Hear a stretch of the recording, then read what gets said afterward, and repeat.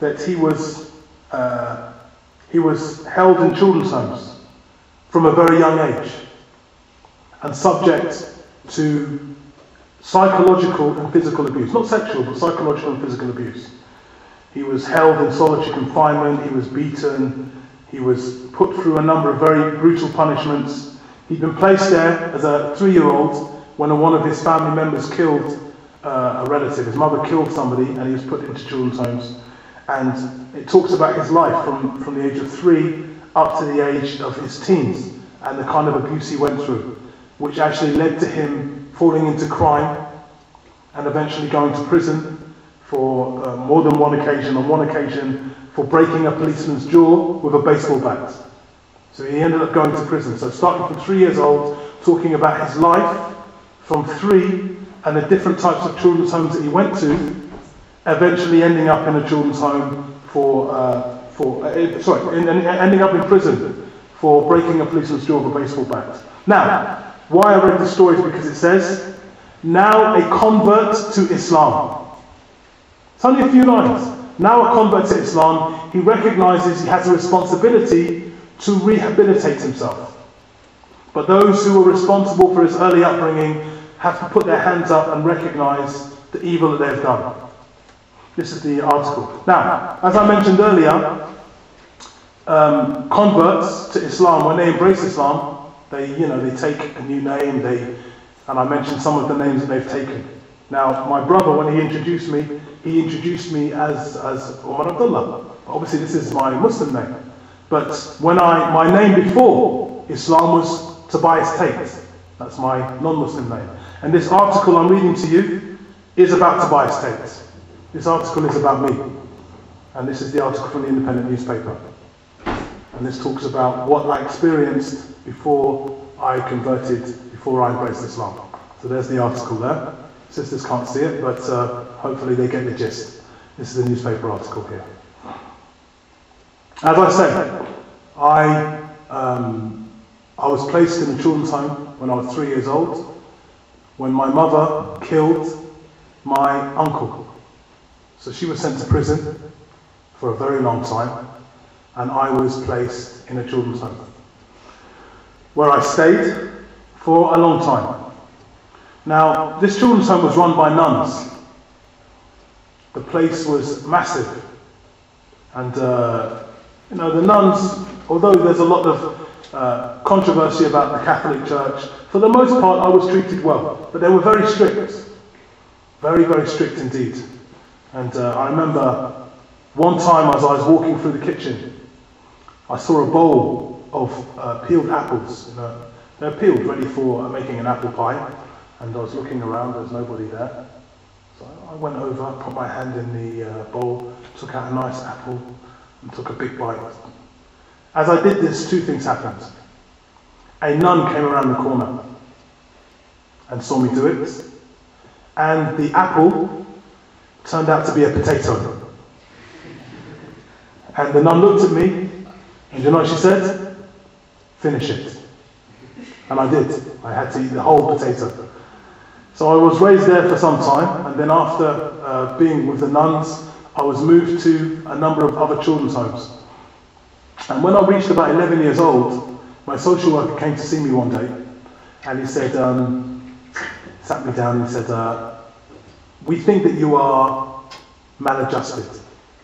Maladjusted, as opposed to being adjusted, is that you're something you're not 100%. And we want to send you to an assessment centre to have them check your needs, and then by assessing your needs we can find the right children's home to put you in. It's kind of like your parents sitting you down, and telling you, look, we screwed up, man. You're a mess.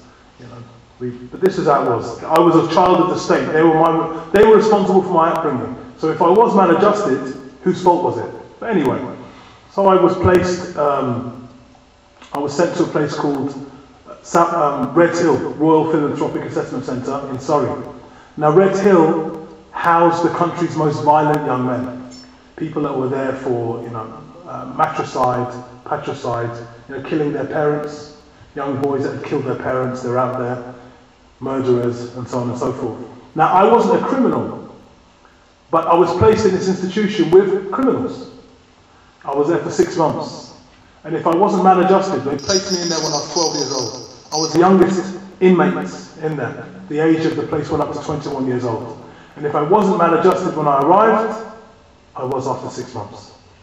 And they sent me from here, they said, we're going to put you in what is called a special school for maladjusted boys. I was sent to a place called Southland School in Lymington for maladjusted boys. Now it's amazing, subhanAllah, how things have changed. When I came off the motorway and saw the sign saying university, I knew I was coming to university. Well, Southlands had a sign outside of it as well. And the sign on the gate was Southlands Special School for Maladjusted Boys. I mean, they wouldn't do that these days. You know, now even when you fail, have you heard what happens when you fail your exams now?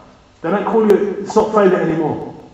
They've got a new word to use. When you fail your exams, they don't say you failed your exams, it's now called deferred success.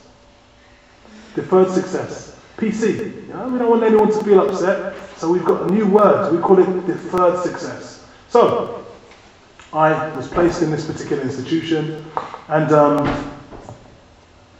my life began under this new regime. Now, the men that ran it were ex-army and ex-navy men, and they only knew to be tough. These young little kids, we have to be tough with them. If we're hard, then they will be okay. And they were very, very tough. And you got punished for everything. Whatever you did, there was some kind of punishment.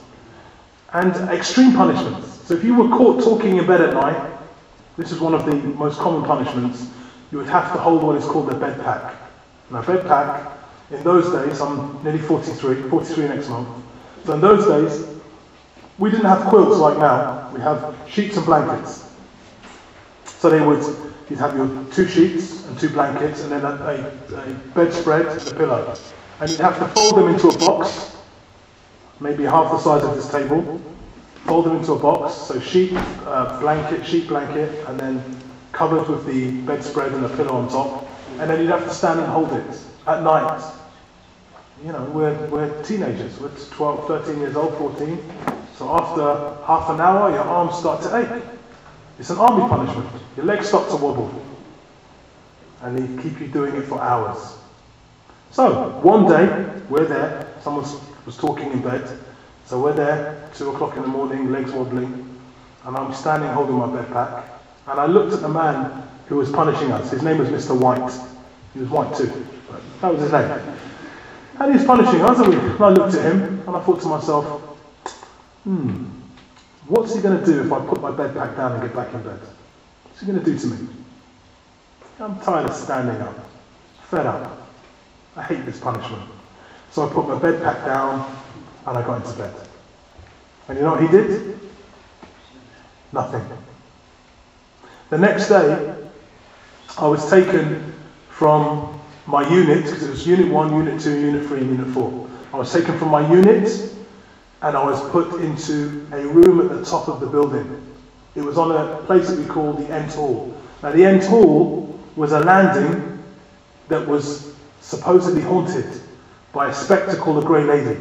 I can imagine now, I'm 13 years old, they put me in this very small room and I'm on a landing that's disused, nobody goes there. And they say that there's a ghost that goes up and down this landing. So you imagine my mind, my furtive imagination. And they were placing me in something called solitary confinement.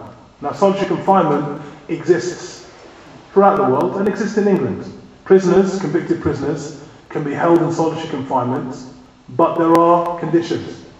And one of the conditions, or some of the conditions are, that you are allowed reading material, writing material, you're allowed an hour's exercise every day, and you're also allowed to be visited by the head of your religion. So if you're a Christian, you're allowed to have a priest come to see you every day to give you spiritual instruction, imam, so on and so forth. I was allowed none of these things. I was held in this room, and they would hold me for 3 weeks at a time. Then they would allow me to come out for a week. Then 6 weeks. Then out for 3 days. Then 10 days. Then out for a day. And then after this, in and out, in and out, in and out, I had a meeting with my social worker. And my social worker, I said, look, I can't take anymore. They're trying to break me. So you have to get me out of here. I didn't know it was legal or illegal